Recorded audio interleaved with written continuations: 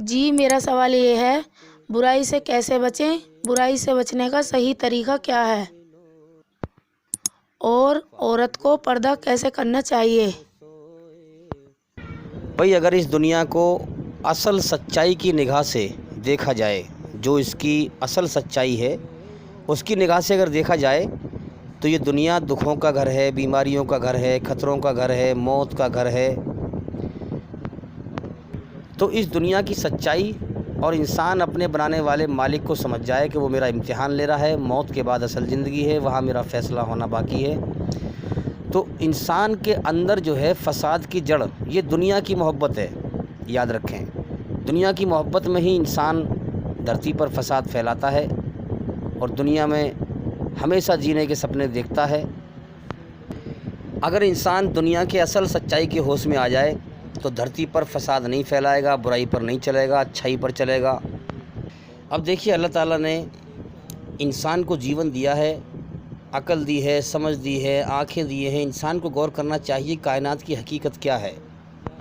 یہ مرنے مٹنے کا جہان ہے، دکھوں کا گھر ہے، بیماریوں کا گھر ہے، یہ جیون ایک دھوکہ ہے۔ زندگی کا تو ختم ہونے کا اگلے پل کا بھروسہ نہیں ہے۔ ایسی زندگی کو انسان ہر وقت کامیاب بنانے کی محنت میں اور کوشش میں لگا رہتا ہے، تو یہ دھوکے کی طرف لگنا نہیں ہے انسان کا۔ دیکھیے اللہ تعالیٰ کا جو گیان ہے، جو علم ہے، اس کو انسان سیریسلی ہو کر سمجھے، سچائی کو سیریسلی ہو کر، غمگین ہو کر انسان سمجھے، اسے مذاق کے طور پہ نہ سنے، مذاق نہ بنائے ہیں۔ تو سیریسلی ہو کر، غمگین ہو کر اللہ کی کھوج انسان کرے، تب اللہ تعالیٰ سچا راستہ دکھائے گا۔ تو بھئی یاد رکھیں، سارے فساد کی جڑ انسان کے اندر دنیا کی محبت ہے۔ زندگی کا تو اگلے پل کا بھروسہ نہیں، مگر ہمیشہ جینے کی چاہ میں انسان دنیا میں رہتا ہے۔ یہ دنیا انسان کو اصل زندگی کے مقصد سے غافل، بے پرواہ کر دیتی ہے۔ اس معنی میں یہ دنیا دھوکہ ہے۔ یہ دنیا انسان کو اپنے اندر گم کر لیتی ہے۔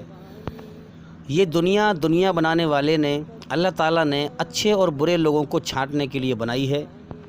سب کو آنکھیں دی ہیں اس کائنات کی اصل حقیقت پہچاننے کے لیے، دیکھنے کے لیے، کان دیے ہیں، عقل دی ہے، سمجھ دی ہے۔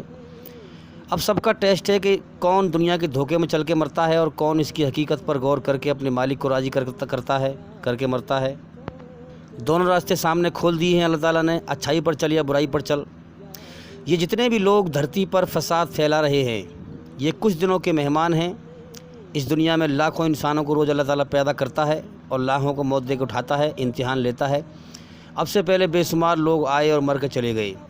یہاں کوئی رہنے کو نہیں آتا، سب یہاں سے جانے کے لیے آتے ہیں۔ یہ جتنے بھی لوگ دھرتی پر فساد پھیلا رہے ہیں، یہ کچھ دنوں کے مہمان ہیں، ٹیسٹ دے دے کر، امتحان دے دے کر یہاں سے جانے والے ہیں۔ اگر برائی کر کے مر گئے، اللہ کو ناراض کر کے مر گئے، تو نرک کا ایندھن بننے والے ہیں۔ تو انسان کو چاہیے کہ اس دنیا اور اپنے جیون کی سچائی پر غور کرے اور برائی کو چھوڑ دے اور اچھا انسان بنے اور اللہ تعالیٰ کو راضی کرے، اور جو اللہ نے چیزیں حرام کی ہیں ان کو چھوڑ دے اور حلال پر چلے۔ اللہ تعالیٰ نے جو ہمیں حلال کا حکم دیا ہے، حلال طریقے سے اپنی ضرورتیں، اپنی خواہشیں پوری کریں۔ سیکسی خواہش ہے اس کو اپنی بیوی سے پوری کریں، بیوی اپنے پتی سے پوری کرے، غلط جگہ منہ نہ ماریں۔ اب دیکھیے، عورت کے پاس مرد کے برابر طاقت تو نہیں ہوتی ہے، لیکن حسن کی طاقت ہوتی ہے، خوبصورتی کی طاقت ہوتی ہے، جس کے ذریعے سے وہ مردوں میں مار کاٹ کرا دیتی ہے۔ اس لیے اسلام دھرم یہ کہتا ہے، عورت سے کہ شریر کی نمائش نہ کر، اپنے تن کو ڈھانک کر چل۔ عورت ہو یا مرد ہو، اپنے اندر سے، دل سے اللہ سے ڈرے اور خود برائی سے بچے۔ عورت یہ نیتی بنائے اندر سے کہ میرا مالک مجھے دیکھ رہا ہے، جو مجھے یہاں سے کبھی بھی موت دے کے اٹھا سکتا ہے، مرنے کے بعد مجھے حساب دینا ہے، تو وہ خود اندر سے ڈرے اور خود اپنے حساب سے اپنے شریر کا پردہ کرے۔ اگر انسان یہاں اللہ تعالیٰ کے حکموں کو پورا کرے گا، اللہ نے چھوٹ دی ہے اچھائی پہ چل یا برائی پہ چل، اگر اللہ کے حکموں کو پورا کرے گا، اس کو راضی کرے کے مرے گا، تو اللہ تعالیٰ جنت میں اس کی ہر خواہش پوری کرے گا۔ اب دیکھیے، انسان کے اندر اللہ تعالیٰ نے ہمیشہ جینے کی چاہت رکھی ہے۔ یہ سورگ کی چاہت ہے، جنت کی چاہت ہے، مگر اس کائنات پر غور کریں کہ یہ دنیا موت کا گھر ہے، یہ دنیا موت کا گھر ہے۔ یہ جیون ٹیسٹ دینے کے لیے ملا ہے، یاد رکھیں۔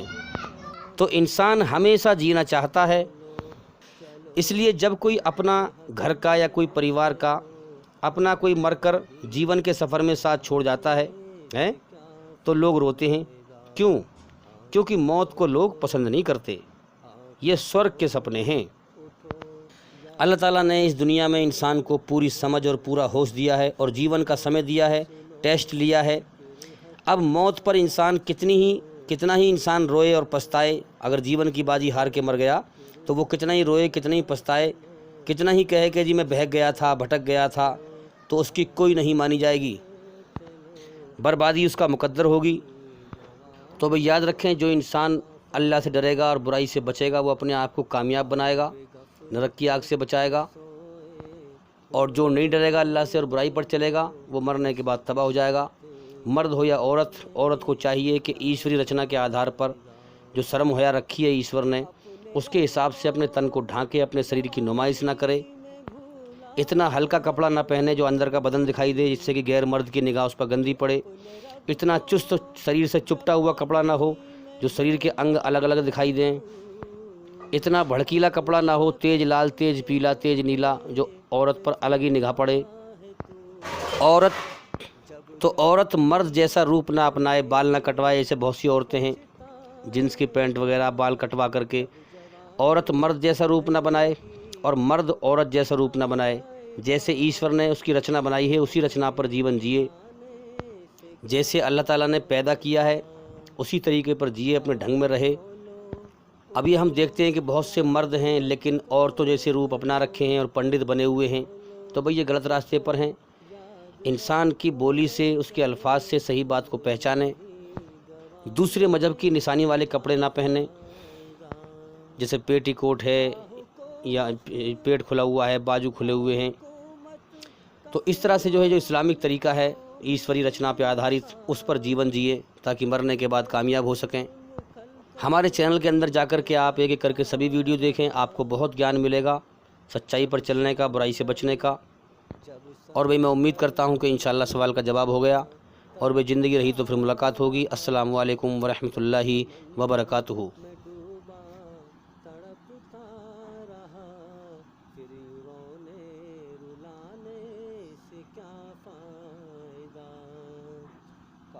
غفلت میں سوئے ہوئے مومنوں، خواب غفلت